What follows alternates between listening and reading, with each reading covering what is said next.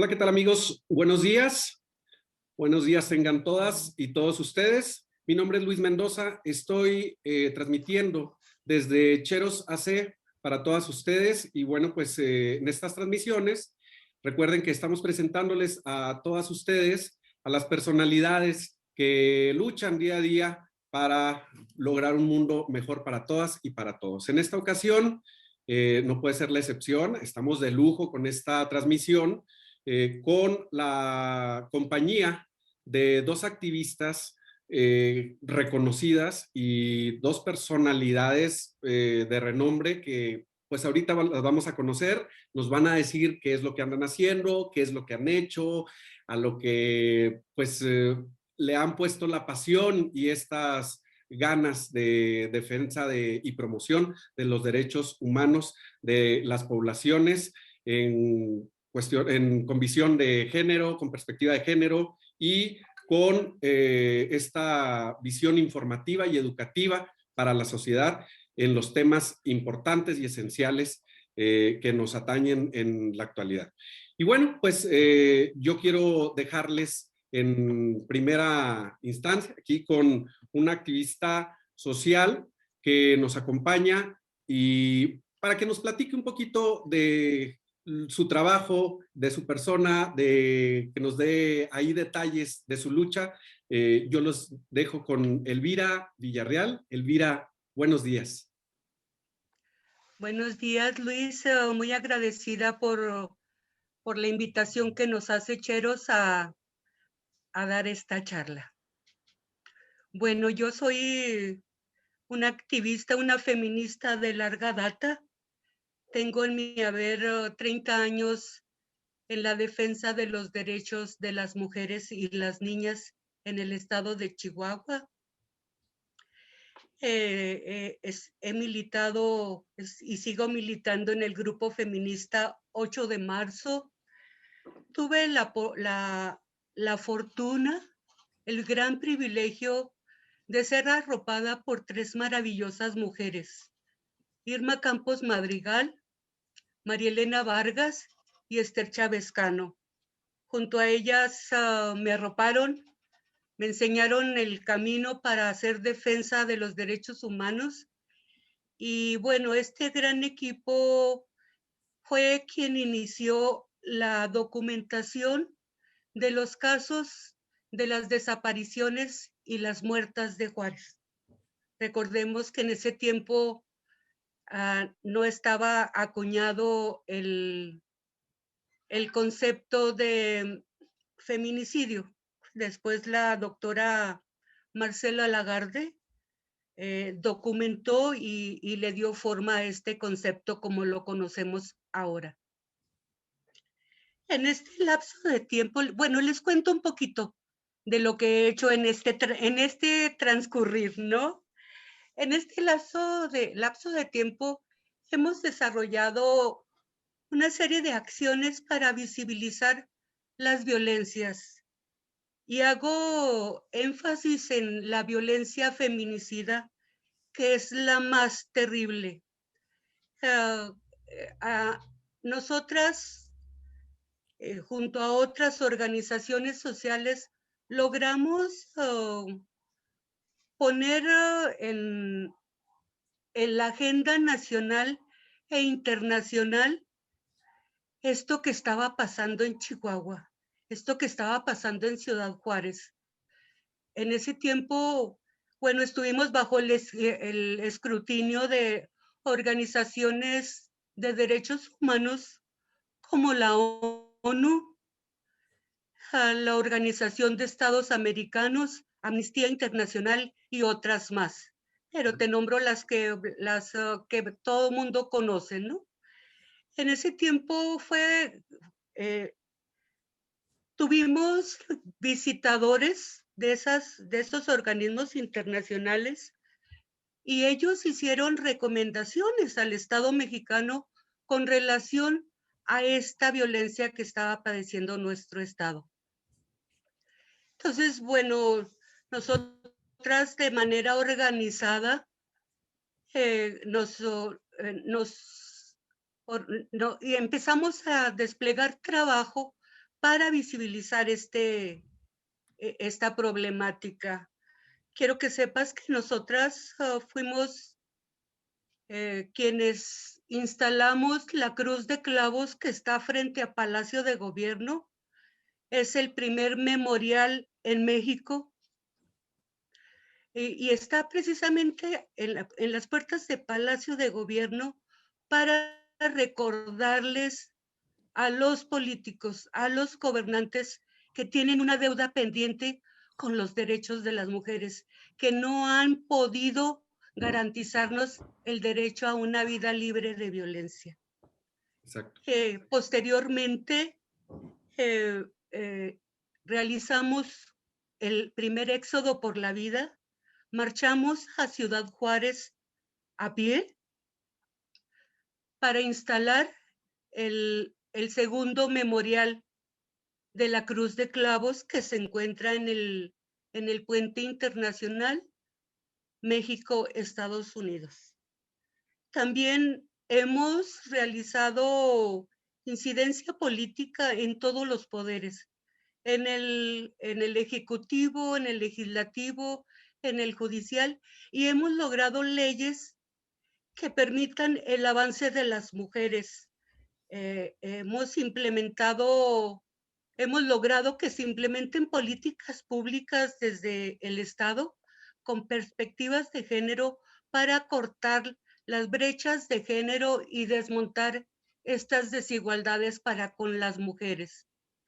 También hemos hecho incidencia para que se imparta justicia de manera diferenciada y acorde a la situación de las mujeres. Un caso muy exitoso es la creación de los centros de justicia del CEJUM. Aquí en el estado de Chihuahua hay 3. Entonces es un caso muy exitoso porque este centro cuenta con una atención integral para las violencias contra las mujeres. Y bueno, pues seguimos trabajando los mismos temas. Yo me considero que soy una activista. Mis puntos fuertes es que sé tender puentes, sé vincularme y sobre todo que sé difusionar causas, porque en esto me va la vida. Entonces, pues bueno, esto está así como platicadito y eso es a grandes rasgos, Luis. Pues muy interesante, muchos avances. Estamos hablando que los inicios de Elvira fueron, pues, de alguna manera, pues, se me va la palabra con tantos datos que nos has dado, pero pues marcó el movimiento que iba a generar Elvira con estas acciones y que pues todo lo que has abonado y todo lo que se ha avanzado, que pues yo creo que están igual que en las poblaciones de la diversidad sexual. Ha habido varios y bastantes avances, pero en cuestión de porcentaje, pues sí se ve un poquito recorrido el camino y todavía nos falta muchísimo, ¿no? Entiendo que la lucha todavía no se acaba, la lucha todavía sigue y pues, ¿cuál es esa diferencia que había del inicio de Elvira al movimiento o a esta lucha? A la visión que se tiene en estos momentos todos estos logros y estos avances hacia los derechos de las mujeres. Y las niñas. Y las niñas, y las adolescentes, y las adultas mayores, y las rarámuris, y todas las mujeres de nuestra sociedad. Sí, yo creo que ha habido avances muy significativos. El asunto de dar la batalla para institucionalizar la perspectiva de género costó mucho, pero hemos traducido, se ven, pues, puedes ver los logros a través de cómo se han implementado políticas públicas para transversalizar los presupuestos, para transversalizar políticas, para que lleguen programas para mujeres en desigualdad, una serie de avances en ese sentido que, bueno, falta, sí falta. Y también falta voluntad política de mucho funcionariado que sigue ejerciendo el poder con esta mirada, ¿cómo le pudiéramos decir? Heteropatriarcal. Machista, misógina, con un modelo heteronormado y del patriarcado. Exacto. Sí, con una visión muy patriarcal. Tan lasciva y tan Entonces, dañina. sí, terrible, terrible, que nada abono para el avance y la recuperación de los derechos humanos, sobre todo cuando hablamos de grupos vulnerados que siguen, como tú dices, si nos vamos a porcentajes, los avances los vemos así como muy pírricos.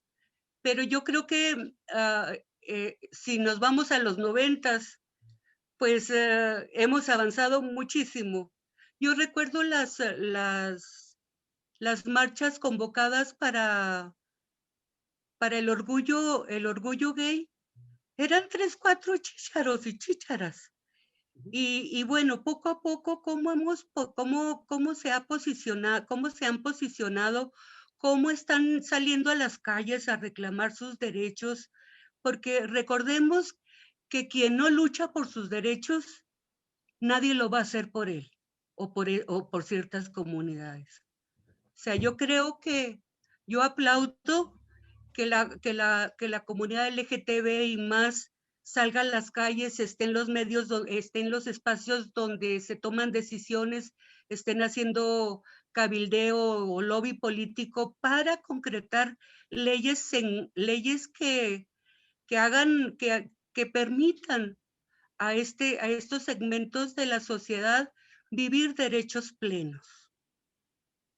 Yo considero que es muy importante eso que comentas porque pues si no hay representación de estas poblaciones o si no hay esa paridad que debe de existir, pues no pueden estar legislando los hombres en temas de la mujer o no pueden estar legislando aquellos que no pertenecen a las poblaciones de la diversidad sexual en los temas que le atañen única y exclusivamente a estas. ¿Por qué? Porque pues de repente no conocen las necesidades, como por decir la identidad de género, como por decir el matrimonio igualitario, que pues como vamos a platicar ahorita más adelante, pues se quedan en iniciativas guardadas nada más y no hay progreso, no hay avance. Claro, tenemos que terminar con esos actos de simulación. Exacto. Y yo creo que ahorita estamos en tiempo como para ocupar esos espacios para legislar con estas miradas, con la mirada de lo que a mí me afecta como mujer, con la mirada de que las comunidades LGTB necesitan, pues dicen que las miradas son importantes. Y como tú dices, con esas miradas androcéntricas no podemos avanzar. Tenemos que tener así como muy claro el camino de que vamos por la progresión de los derechos humanos y no vamos a permitir ningún tipo de retrocesos, porque es muy importante que estemos ahí presentes dando estas batallas, porque si no lo hacemos nosotras, nadie lo va a hacer por nosotras.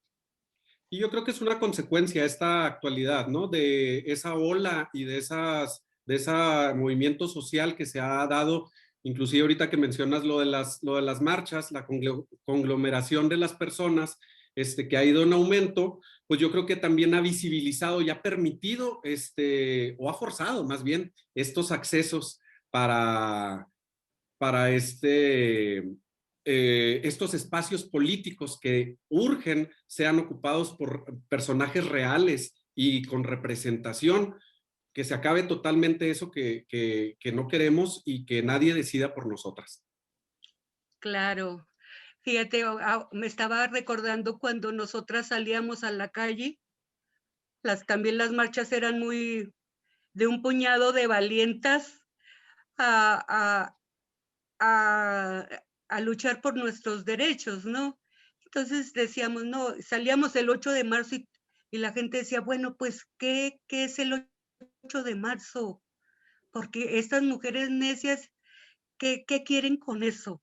Entonces, poco a poco, cómo el 8 de marzo se fue instituyendo en el imaginario y decir, bueno, el 8 de marzo igual a mujer, a derechos humanos de las mujeres.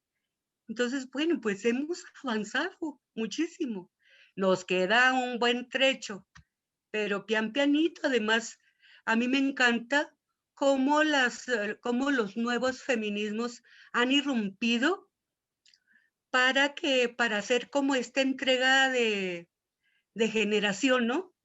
Entonces yo le tengo mucha, pero mucha fe y se me llena el corazón de plenitud porque viene un relevo generacional con todo, con jovencitas muy claras en qué son los derechos y que todas y todos debemos estar en igualdad y cómo ejercerlos sobre todo y cómo exigirlos. Fíjate que yo recuerdo de hace algunos ayeres, ¿verdad? Yo trabajaba en el Heraldo de Chihuahua y un día nos dijeron, es que el 8 de marzo es Día de la Mujer.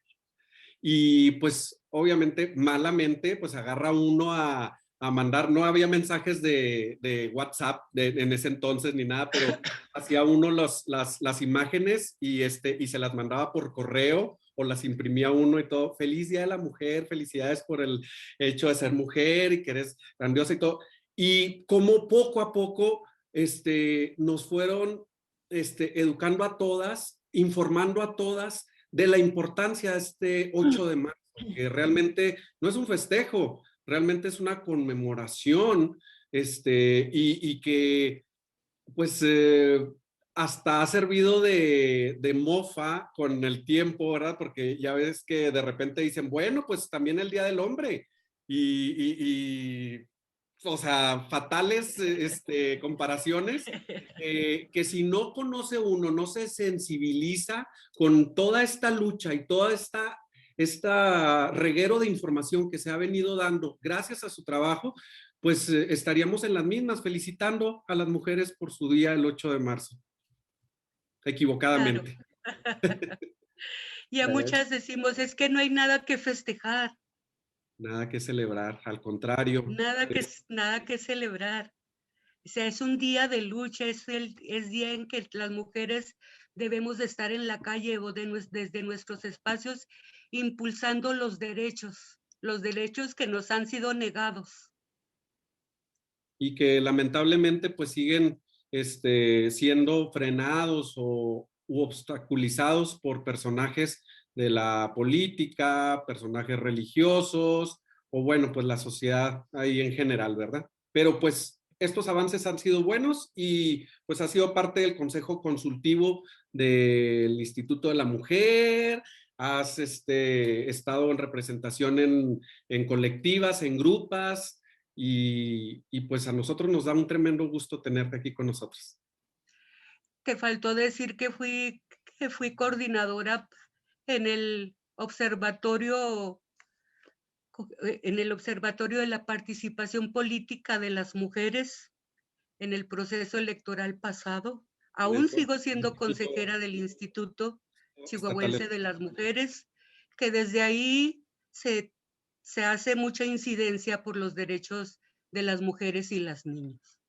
Entonces, bueno, y además pues hago otras cosas. Entre ellas, mi vida familiar es muy plena y muy feliz porque yo soy madre y soy abuela.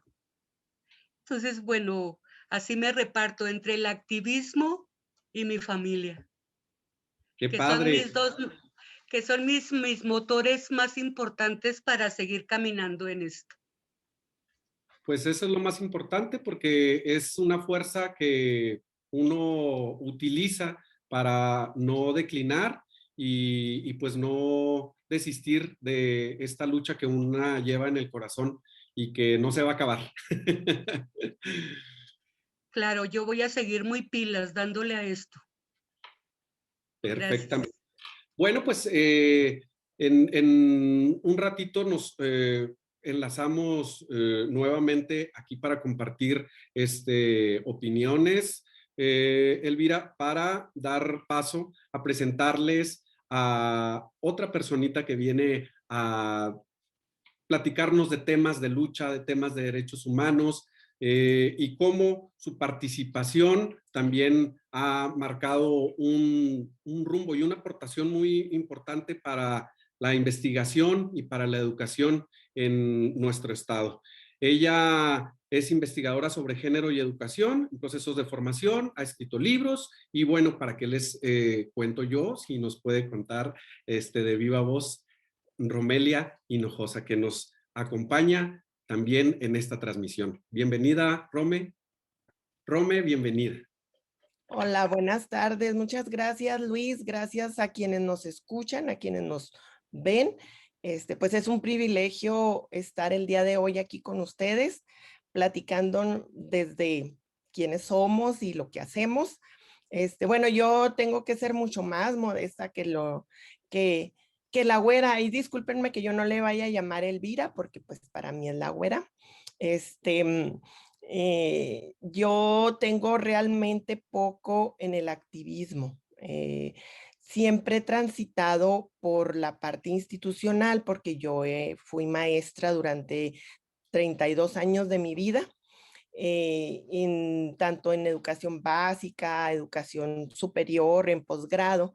Pero desde ahí hubo un fenómeno que a mí me cambió la vida, que me permitió ponerme los lentes violetas y nunca cambiarlo. O sea, esa perspectiva me la dio una especialización que cursé yo en la UPN, y a raíz de esa especialización no volví a ser la misma. Y me lo notaron no nada más mis compañeros, compañeras de trabajo, mi alumnado, mi familia, sino que fue como que una identidad que yo me forjé en el magisterio. Si ustedes preguntan ahorita, bueno, Rome, sí, la feminista, o así Rome, la que pelea la igualdad de hombres y mujeres, porque pues eso hice durante sobre todo la última parte de mi labor profesional, que yo, bueno, pues tengo que decir que fui durante esos 32 años pues una académica realmente de esas que dan clases estuve en la Escuela Normal del Estado, en el Centro Chihuahuense de Estudios de Posgrado, pero además de eso pues investigando, ¿no? Esto me llevó a coordinar un texto que para mí es muy valioso, es muy importante, que es uno que se denomina Miradas a la Educación desde el Género, y que hacemos una recopilación de cómo estaba el estado del trabajo en las aulas a partir de la perspectiva de género. Entonces, esto también me permitió a mí llegar a coordinar en la estructura educativa estatal la red de acciones educativas a favor de la equidad, que tenía como objetivo impulsar las políticas públicas para que en las escuelas, desde educación básica hasta educación superior, las universidades, le imprimieran a todas sus acciones, a todo lo que se trabajaba en ellas, esta perspectiva de género. Entonces esto pues me brindó esta plataforma que al momento de jubilarme luego me quedé como los trompos chilladores o esas carritos, no sé si se acuerdan, aquellos carritos que le jalaba uno para atrás y luego los carritos se agarraban cuerda y los iban para adelante. Bueno, pues entonces así me pasó a mí. Perdón, traía un tren de vida muy Apresurado. ocupado, ajá, con mucha producción académica. Fundé una red de investigadores educativos que en el norte de México pues todavía no teníamos. Nos asociamos con el Consejo Mexicano de Investigación Educativa y hemos hecho cosas importantes. Pero entonces me jubilo, les digo, les cuento, y entonces me quedé así como con las patitas dando vueltas, vueltas, vueltas. O sea, ¿ahora qué hago, no? Y entonces, pues, afortunadamente tuve el cobijo de primero el Observatorio de Participación Política de las Mujeres. Ahí fue donde, como mi entrada al mundo ya esto de las relaciones, sobre todo con el movimiento de mujeres, ¿no? Con las mujeres que luchan porque los derechos estén asegurados, ¿no? Que no tengamos que pedir permisos, ¿no? Por ejemplo, para el trabajo, ¿no? Todavía ayer me comentaba una persona muy querida que le ha tenido que pedir permiso a su marido para ver si le daba chance de trabajar. Entonces, parece ser como que ya hemos avanzado mucho y que desde la escuela tendríamos que estar impulsando, ¿no? Ese fue como que mi parteaguas, mi trinchera siempre, ¿no? Impulsar que maestros y maestras tuvieran esta visión, que trabajaran con niños y niñas, todas estas ideas de igualdad política entre hombres y mujeres. Pero pues bueno, como dice la güera, hay avances, pero nos falta todavía mucho por lograr, ¿no? Principalmente en el aspecto educativo lo asumo y lo responsablemente digo que todavía nos falta mucho por abordar. Y entonces ya me incorporo al Observatorio de Participación Política de las Mujeres. Ahí me toca encontrarme pues con mis ancestras, mis hermanas, ¿no? Y entonces amorosamente fui acogida por el grupo feminista 8 de marzo. Andaba en la Casa de Talentos, creo, y me echaron el ojo allí y me invitaron a participar y pues con mucho gusto porque pues es realmente, me siento como pececito en el agua cuando comienzo a incursionar en el activismo, ya no desde la institución, sino fuera de la institución, ¿no? Porque también tengo que decir que después que me jubilé, sí participé con el Instituto Chihuahuense de las Mujeres en algunos proyectos que tienen que ver con prevención del embarazo en adolescentes. Estuve trabajando ahí fuertemente con eso. Entonces, pero ya sí que a la calle y que a gritar y a hacer que nos escuchen y a organizar esta serie de actividades y de acciones para impulsar una visión basada, por ejemplo, en los derechos de niños, niñas y adolescentes, ya desde un plano de resistencia y contestatario, pues ya fue como desde el 2017 a la fecha. Y entonces ahorita ando como pececito en el agua, trabajando con el grupo feminista que les menciono y con la Alianza por la Defensa del Estado Laico, que somos un grupo de asociaciones, de redes, de grupos, de académicos, académicas, de la diversidad sexual, feministas, jóvenes, no tan jóvenes. Bueno, somos un grupo heterogéneo, pero que nos une precisamente ahorita una actividad central, una actividad a la que les hemos estado dedicando alma, corazón y vida durante este último año, que es el oponernos a las iniciativas de ley que en el Congreso se están discutiendo para aprobar el PIN parental. Hago nomás un breve paréntesis para quien no sabe qué es el PIN parental. Les platico que hay un grupo de padres y madres de familia que están asustados por la educación sexual integral que se trabaja en las escuelas y que dicen que es ideología, que no está basada en la ciencia, cosa completamente pues errónea, equivocada. Los que están dominados ideológicamente pues son realmente ellos y ellas porque están sentados en la ciencia del siglo XVIII, no la ciencia del siglo XXI, ¿no? La ciencia del siglo XXI reconoce la diversidad sexual como algo natural, normal, Y bueno, en ese sentido, están pidiendo que cuando haya clases de educación sexual, ellos poder retirar a sus hijos y a sus hijas de las escuelas para que no escuchen esas, le llaman pues aberraciones o ideas que se nos ocurren a nosotras, ¿no? Entonces, bueno, eso estamos haciendo ahorita, poniéndonos en contra de que diputados y diputadas tomen una decisión basada en sus prejuicios, que lo hagan basado en la ciencia, que lo hagan basado en acuerdos internacionales, en la Constitución, en las leyes. Y entonces, bueno, tenemos trabajando ya sobre esto un ratito. Y bueno, hasta aquí termino mi presentación como, pues, de lo que soy en el plano público. En el plano privado, pues obviamente que tengo mi familia, mi marido, tengo 2 hijos, no me han hecho abuela, y es hasta ahorita lo que soy y lo que tengo. Qué interesante es esa fusión, ¿no, Rome? En estos dos temas, que es pues el género y en cuestión de educar, de informar, de luchar y sobre todo de mezclar esto que pues viene a atentar contra el derecho de niñas, niños y adolescentes, ¿no? Como es estas ideas que, como bien dices, las ideas son de ellas, o sea, porque la ideología de género, para empezar, no existe. Esa se la inventaron quién sabe de dónde y ya ahí la siguieron. A lo mejor un jerarca dijo, esta palabra es, y pues realmente no existe. Nosotras también vemos en las poblaciones de la diversidad sexual que pues una ideología no estamos tratando de imponer y realmente estamos descubriendo y construyendo nuestra identidad día a día, ¿no? Propiamente.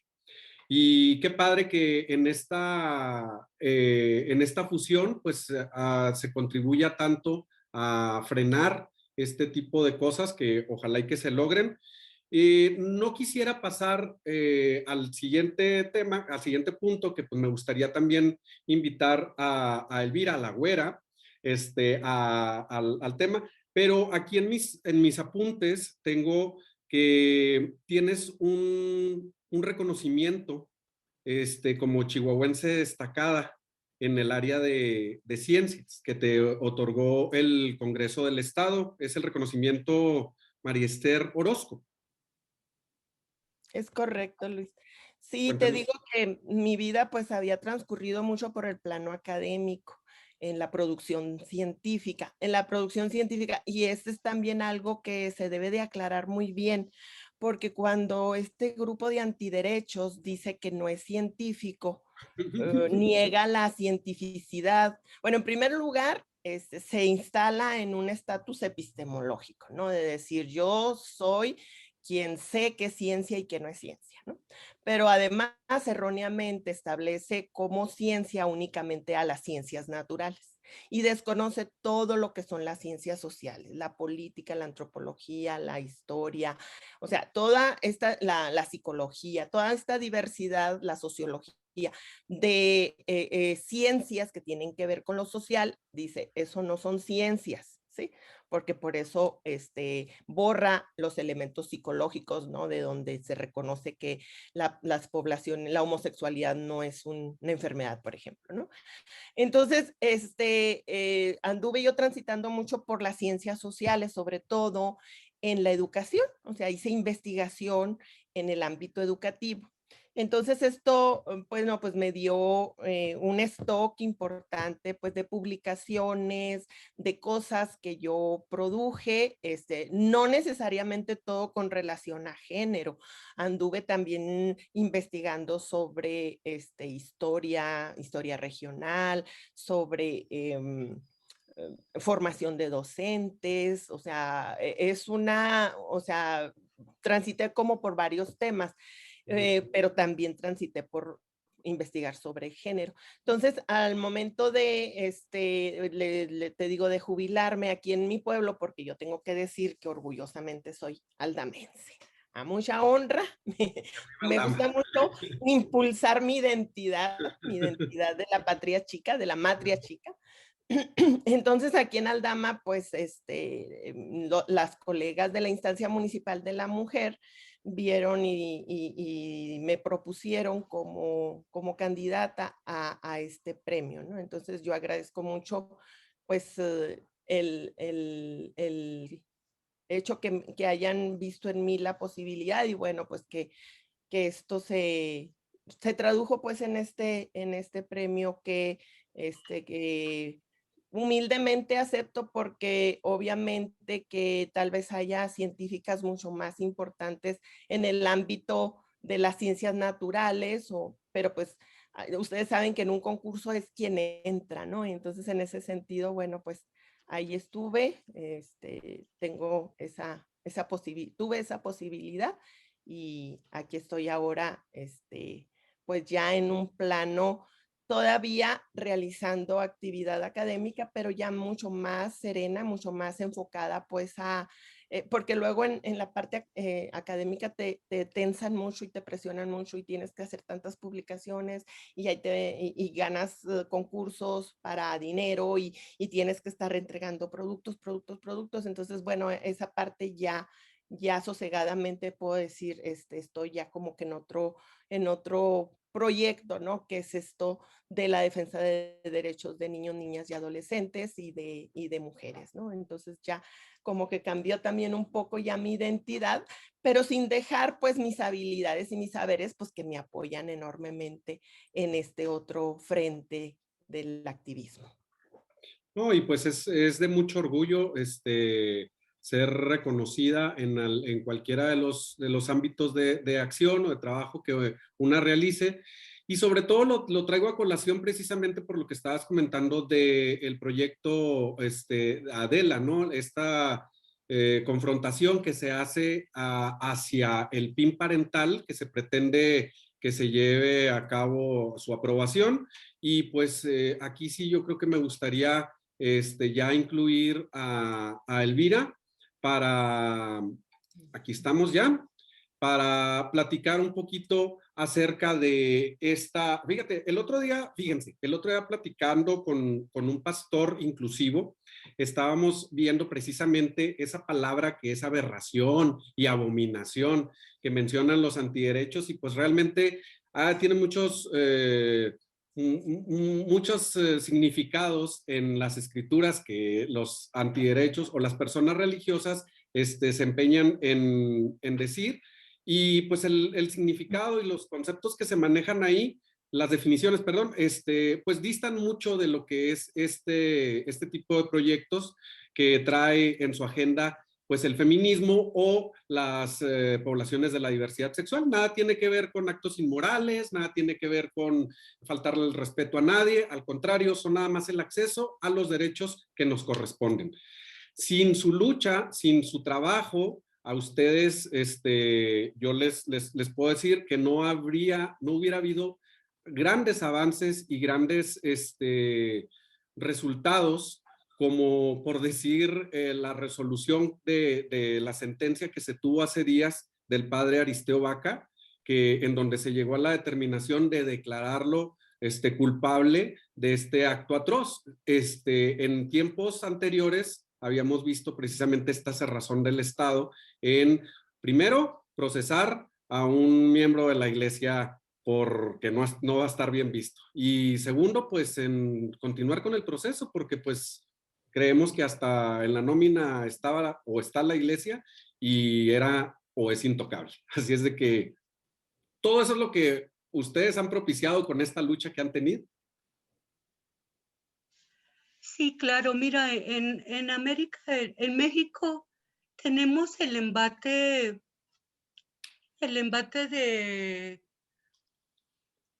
de políticas antigénero y diversidad sexual. Esto se está ejerciendo, está siendo implementada por grupos fundamentalistas desde los espacios donde se decide. Es decir, desde el ámbito legislativo buscan pasar iniciativas que lesionan derechos humanos, pero que además son inconstitucionales. Exacto. Yo creo que bueno, me regreso a decir, a comentarle al auditorio qué es lo que intentan hacer. Ellos presentan dos iniciativas, una para elevar a rango constitucional, modificando el artículo 4, para elevar, valga la redundancia, a, a un rango constitucional el derecho preferente de los padres a la educación de hijos e hijas. Esa es una. Y la otra es para modificar la ley estatal de educación. Y ahí se implementaría el PIN, o sea, ahí serían los comos. ¿Cómo van a ejercer los padres ese derecho a educar? Entonces, pero nosotras analizamos las dos iniciativas y tienen una serie de planteamientos, pues, sacados, son iniciativas hechas sobre las rodillas. Es un copy-paste de este grupo fundamentalista y de ultraderecha de Vox España. de España. Sí. Entonces, bueno, uno que cualquier persona que tiene dos dedos de frente dice, bueno, ¿por qué tenemos que estar importando leyes e ideologías que lesionan a nuestras juventudes, que en concreto lesionan a 1.194.000 niños, niñas y adolescentes que serían los afectados en caso de que se legislara en este sentido, de que estas dos iniciativas fueran aprobadas? Entonces a nosotras se nos prenden así como los foquitos de alarma. Dijimos, bueno, porque primero, en tiempos de pandemia la comunicación no fluye. No sabíamos qué era lo que se estaba discutiendo en el Congreso.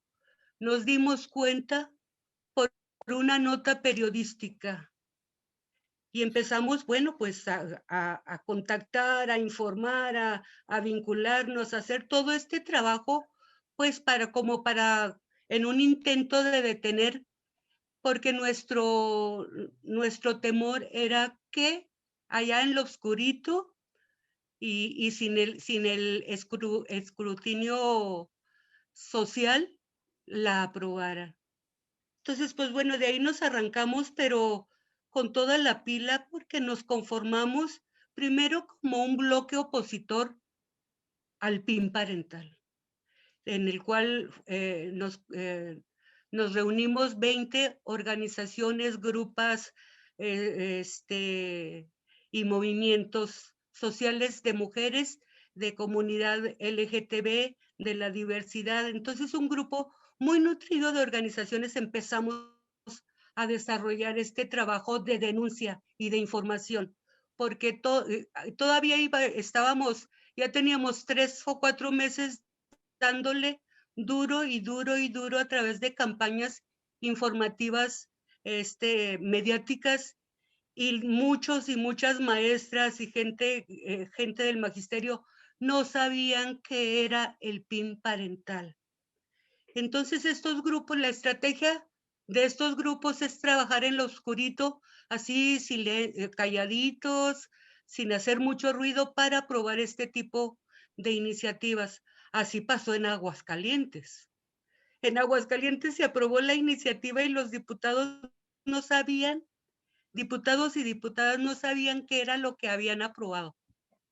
Entonces, nosotras ya con esa experiencia empezamos a difusionar, a desplegar una serie de activismo, pero no solamente activismo, también empezamos a enviar boletines a la prensa, a cabildear con diputados y diputadas aliadas, a generar oficios para las instituciones involucradas que tienen dentro de sus funciones detener y estar vigilando el Estado laico y la educación sobre todo. Entonces fue un proceso muy formativo, de mucha adrenalina, y yo creo que todo estas ganas que le metimos por la defensa y el interés superior de la niñez ha dado resultados. Así fue que nos vinculamos con organizaciones y redes nacionales para estar frenando esto. Creo honestamente que si nosotras, que si Adela, que si este bloque opositor no hubiera enfocado sus baterías, esta iniciativa ya estuviera aprobada.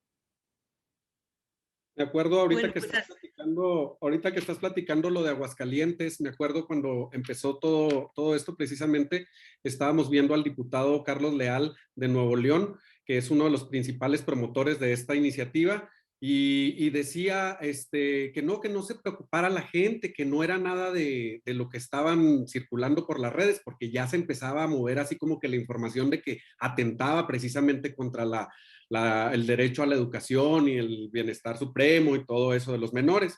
Y ellos decían que no. Y luego después decían que nada más era una reforma a la ley de educación, que no tenía nada que preocuparse. Y luego también decían que era una protección para los padres, o sea, que de todas maneras ya estaba en otro artículo y pues, no tiene nada que ver, nada más es como para ratificar y todo eso, no conviene para nada. ¡Sas! Que se le cae a Nuevo León, porque pues así precisamente tenían a gente que informó. De hecho, creo que una de las diputadas precisamente era es académica, y dijo, ¿sabes qué? Yo tengo el deber ético y moral de decirle a la gente que esto no es lo que están diciendo estas personas. Entonces, sí, como que confunden y como que ese es su arma para llegarle a la gente de que atenta contra la familia y contra los valores, y ya todo el mundo le va al revés, como pasó con el libre desarrollo de la personalidad aquí en el estado, ¿no? Entonces hay que entender que el PIN parental, si se aprueba, es que usted puede llevar una solicitud escrita o mandársela dirigida a los directores de los centros educativos para que algunos padres pidan informes previos de cualquier materia, charla, taller, actividad que afecte en cuestiones sobre identidad de género, feminismo, derechos reproductivos o sexuales y diversidad LGBTIQ+. Entonces, realmente ahí hay muchas preguntas en el aire y es un tema muy extenso que pues definitivamente tienen que informarse. Usted corra, hay redes de Adela en internet, en Facebook. Ahorita vamos también a dejar los links para que usted conozca cuáles son los pros, cuál es el contra, y sobre todo, la pregunta que yo me hago así principalmente es, si los padres van a negar esa educación, esa formación a los menores, ¿qué van a hacer esos menores fuera del aula? Aparte de perderse toda esta instrucción y toda esta educación que les están cortando, ¿dónde está el derecho de estos menores entonces si ellos tienen ganas de informarse, a asistir y a participar de todas estas cuestiones? Entonces, pues es peligroso, es muy dañino, y sobre todo les vuelvo a decir a todas ustedes que básicamente esto se está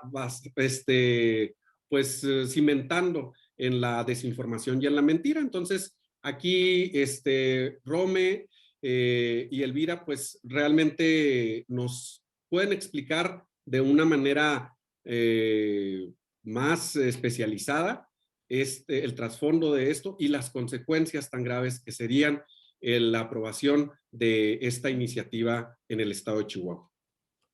Sí, pues también habría que considerar que, así como dijiste ahorita, Luis, esto pues no es de aquí, esto de la ideología de género, no es una ocurrencia, fíjate, es toda una campaña instrumentada, o sea, hay elementos como para decir desde dónde surge, desde los principales grupos religiosos que ven este, eh, que atentan, bueno, que todos los avances de los derechos de las mujeres, los avances de los colectivos de LGBT, lo sienten como una amenaza, ¿no? Al poder que han estado ejerciendo ideológicamente, pues, en la sociedad, ¿no? Mundial. Este es un fenómeno mundial. Por Entonces, eso, por eso sí. de repente como que le llaman el nuevo orden, porque le temen a que la gente nos empoderemos y realmente veamos por los derechos de cada una, y ahí es donde no les gusta, ¿verdad? Y es donde lo que estás diciendo, que empiezan a renegar. Exacto, entonces tienen toda esta campaña y realmente el PIN pues es un PIN electoral, o sea, porque la idea es posicionar el mayor número de representantes de esta ala conservadora, pues en los espacios del Ejecutivo, en los espacios del Legislativo, para impulsar leyes tan absurdas como esta, ¿no? Leyes que van en regresión de los derechos de niños, niñas y adolescentes, ¿no?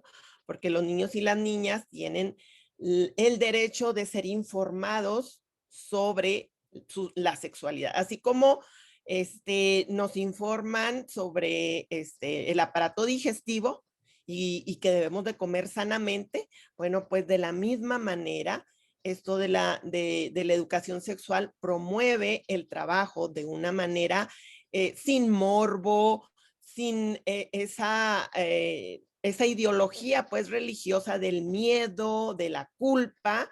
La educación sexual presenta esta actividad humana de la sexualidad como algo natural, como algo que desde el nacimiento desarrollamos esto de la sexualidad, claro que con diferentes características a lo largo del tiempo, y entonces se les está negando este derecho, que hay muchos riesgos, ¿no? Y voy a poner nada más el ejemplo que puede pasar si un padre, madre de familia, a lo mejor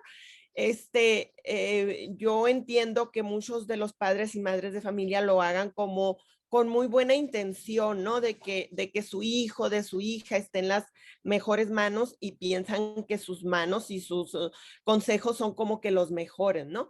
Pero ellos y ellas están viviendo en una burbuja y no están viendo a las otras familias, ¿no? Aquellas familias que no tienen elementos como para educar a sus niños y a sus niñas, y de pronto se les puede ocurrir que tampoco ellos quieren que asistan a esas clases, y esos niños y esas niñas se quedan sin la educación sexual, ¿no? ¿Por qué? Pues porque sus papás no supieron cómo, pero también poco quisieron que en la escuela les dijeran, ¿sí?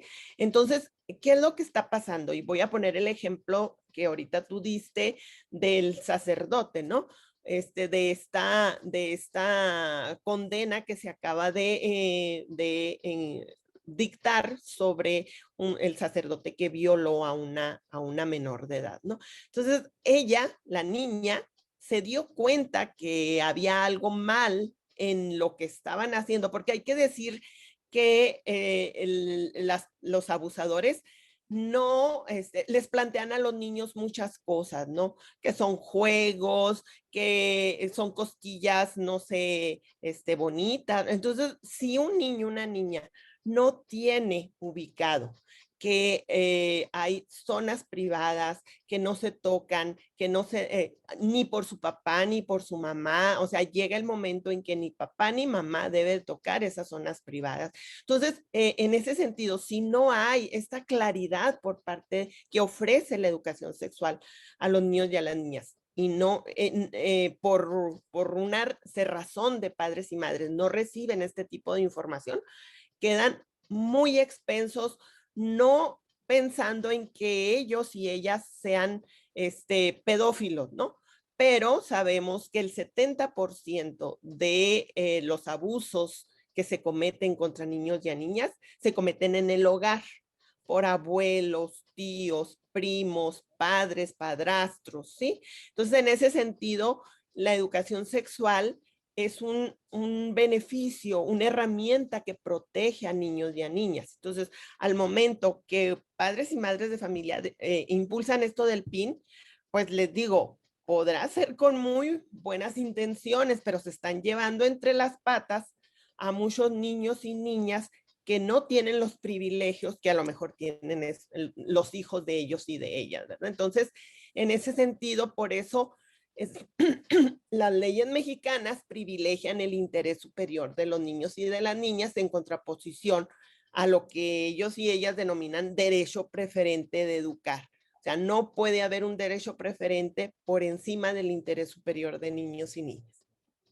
Ahora, pues es muy importante que sepa la audiencia y que sepan las personas que estos abusos, así como dice Frome, se dan en el núcleo familiar primario, en el ambiente social inmediato, las personas de más confianza a las que pues se les encarga o se les da la autoridad en dado momento para ver por el bien de los niños en ese momento, ir por ellos a la escuela o algo, son situaciones que si la niña, el niño, no conocen, pues es muy fácil que se les engañe porque, pues por el lazo afectivo, por la admiración, por la presión, por las amenazas y miedo que puedan infundir las personas adultas, pues van a quedar en esta situación tarde o temprano y no precisamente nada más por una violencia sexual, también